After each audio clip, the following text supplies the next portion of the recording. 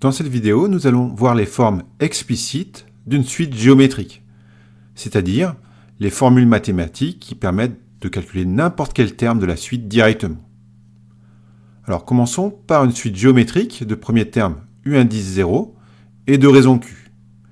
Dans ce cas-là, la forme explicite de cette suite est donnée par cette formule. Donc u indice n, c'est égal à u indice 0 fois q puissance n.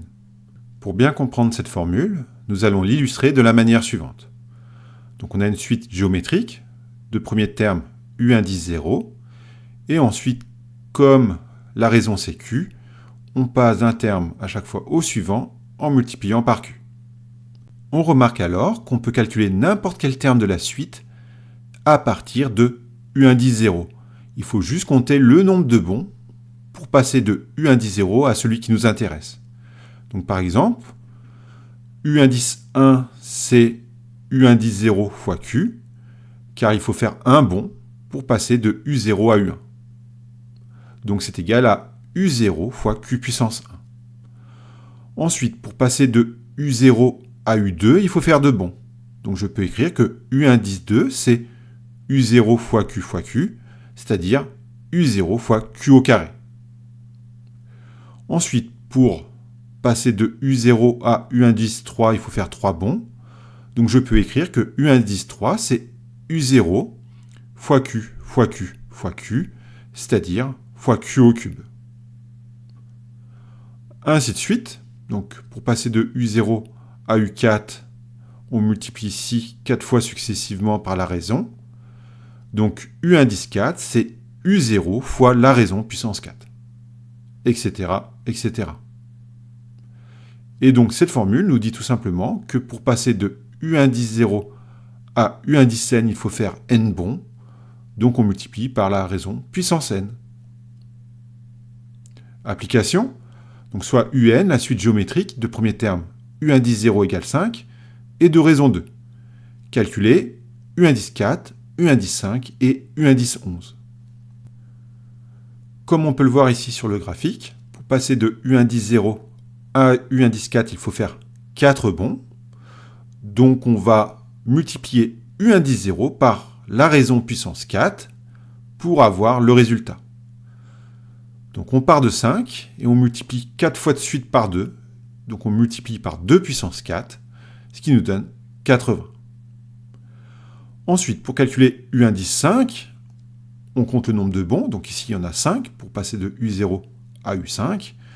Donc u indice 5, c'est u0 fois q puissance 5, c'est-à-dire 5 fois 2 puissance 5, c'est-à-dire 160.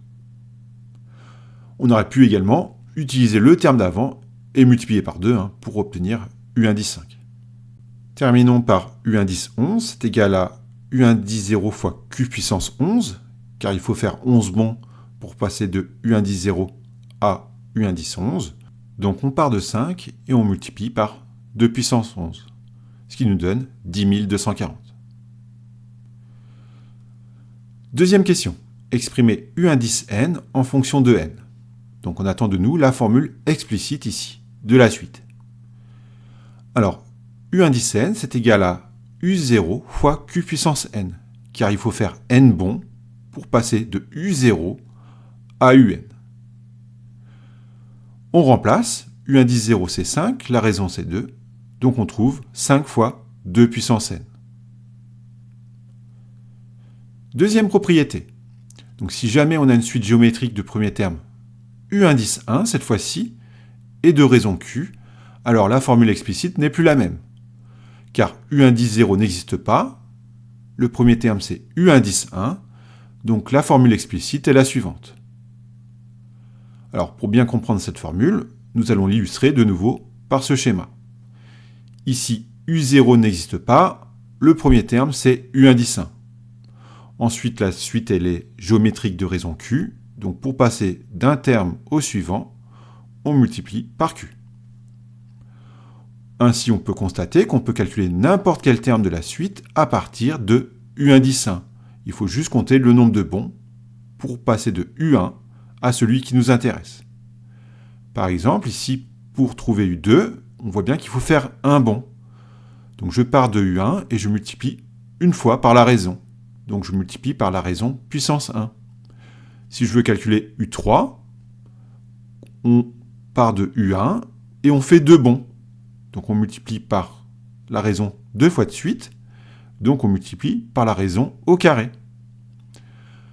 Ainsi de suite. Donc si je veux calculer U4, je pars de U1, je multiplie 3 fois de suite par la raison, donc je multiplie par la raison puissance 3, etc., etc. Et donc, cette formule nous dit que pour passer de U1 1 à U1 n, il faut faire n-1 bond, donc on multiplie par Q puissance n-1. Exemple. Donc, on prend la suite géométrique de premier terme 2 et de raison 1,3. Calculer V1 4, V1 5 et V1 11. Arrondir les résultats au millième. Commençons par V1 4. Alors, pour passer de V1 1 à V1 4, il faut faire 3 bonds. Donc V1 4, c'est V1 1 fois la raison puissance 3. Donc attention au piège, ici il ne faut pas mettre puissance 4, car on ne part pas de V1 0. V1 0 n'existe pas. Donc forcément, il y a un bond en moins à faire, donc il n'y en a pas 4, il y en a 3, comme on peut le voir ici sur le schéma. Donc le premier terme c'est 2, on multiplie par 1,3 puissance 3, et on trouve 4,394.